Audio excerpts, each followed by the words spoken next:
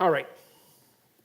More representations of God the Father. I like these representations. I like the triangle idea.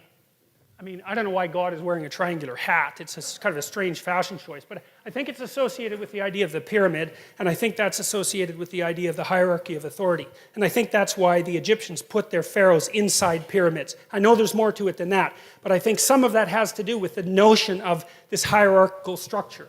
You see this on the... Now, that's speculative, obviously, and I don't want to make too much of it, but I can't help but think that there's something to that. See, that's on the back of the American dollar bill. I like that a lot. That's like the Eye of Horus from the Egyptians. And so the idea here is something like, at the top of the hierarchy is something that is no longer part of the hierarchy. Right? So if you move up the hierarchy enough, what happens is that you develop the ability, as a consequence of moving up that hierarchy, to be detached enough from the hierarchy so you're no longer really part of it, and so that you can move in all sorts of different hierarchies. And the idea here is that the thing that you're really developing is the capacity to pay attention.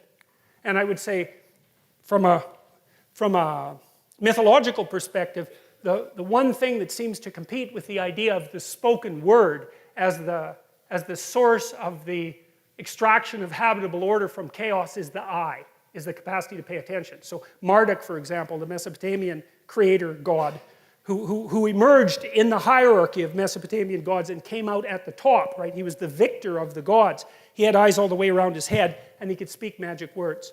And I really like that. I really like that idea. And the Egyptians developed that idea too, because their god Horus was the eye. Everyone knows the Eye of Horus. That image is so compelling that we still know about it. Everybody has seen the Eye of Horus with a really open pupil. And what the Egyptians learned was that the open eye was what revivified the dead society. It's so smart. So what do if your life isn't in order? Bloody well pay attention. And that isn't the same as thinking. It's a different process. Paying attention, thinking is like the imposition of structure in some sense.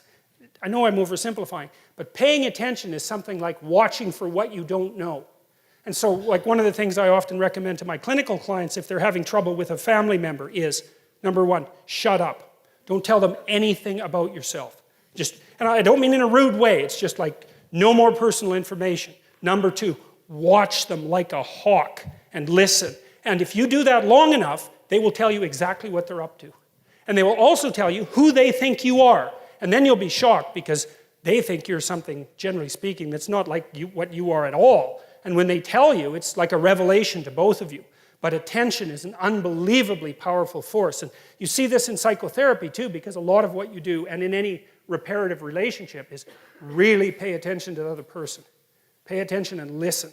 And you would not believe what people will tell you or reveal to you if you watch them as if you want to know, instead of watching them so that you'll have your prejudices reinforced.